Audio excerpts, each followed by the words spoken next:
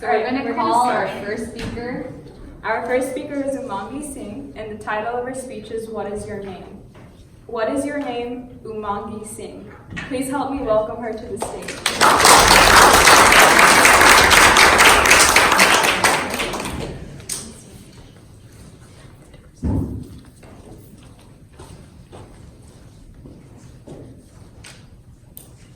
Hi, my name is Umangi Singh. I don't have a middle name. In fact, no one in my family does. I like peaches, but not strawberries. The tiny seeds bother me. Dogs are cute, cats scare me. Hate peanut butter. I adore Sam Smith. My favorite color is blue, and honestly, I could keep going on forever. But if you asked me what my best friend's favorite color was, I'd stop for a second. Or if you inquired her favorite desserts, I wouldn't know the answer. And according to the New York Times, neither would 69% of people when questioned if their family member or close friend preferred reading a book or watching a movie instead. And in the bigger scheme of things, you may wonder, why does this question even matter?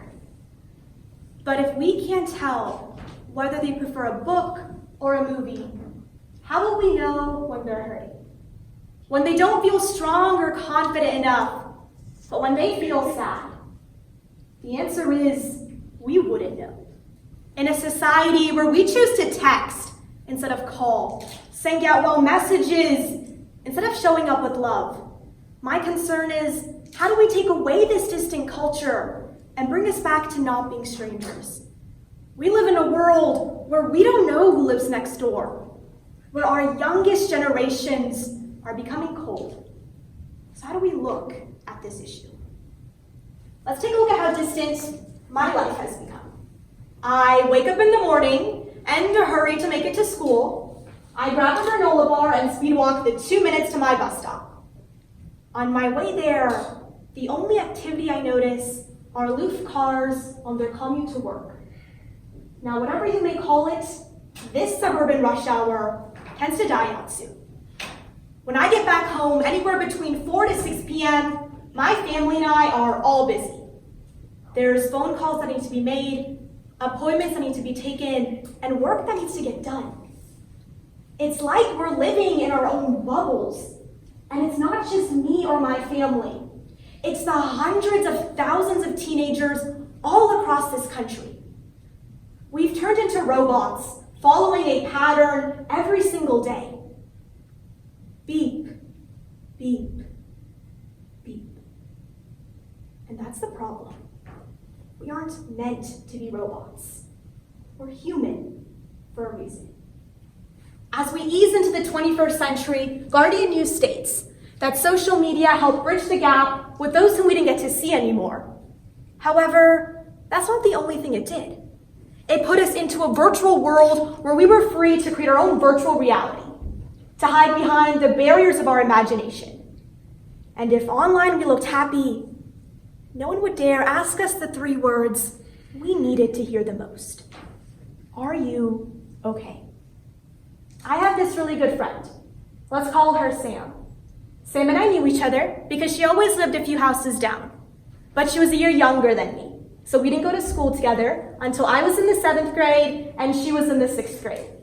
We immediately hit it off. From bake sales in the summer to shopping in the winter, we were set. But then came high school. I moved on to a different school, and Sam stayed back in the middle school. I didn't keep in touch very well. I would send a text here and there, comment on her Instagram pictures, but I never talked to her. And that was my fault. I only found out what Sam went through a while back ago. She told me that she was dealing with anxiety, body image issues, and was on the brink of depression.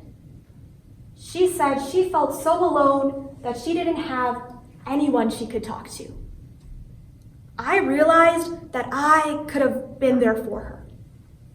We were only a couple of houses away, but living worlds apart.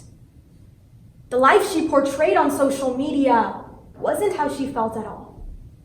As LifeWire magazine states it, Instagram shows the perfect lifelong memories. Snapchat shows the highlights of the day, and Twitter shows the so-called relatable tweets. But there simply isn't a place where we just show ourselves.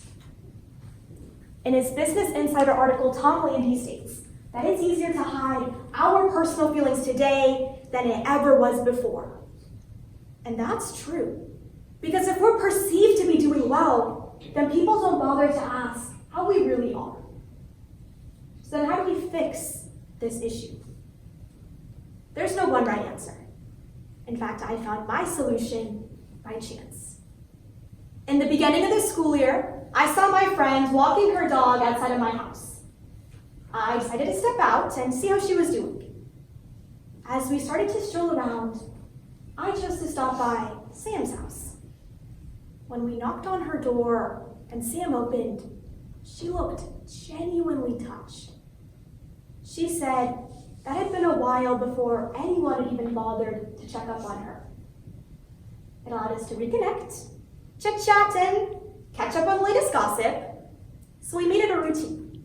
3 times a week, Sam, our mutual friend, and her big fluffy golden retriever would all go out for a walk in our neighborhood. We took 30 minutes out of our hectic high school lives, and it mattered.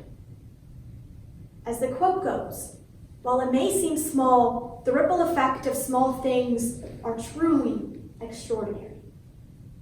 Now, this isn't a personal issue that only I face. It's a growing epidemic for teenagers all around us. We all have a Sam in our life, but it's up to us to change that.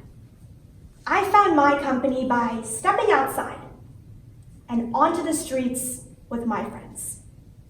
You may find it with the lady you do yoga with on Thursday, or maybe your neighbor's son who always smiles at you when you pass by.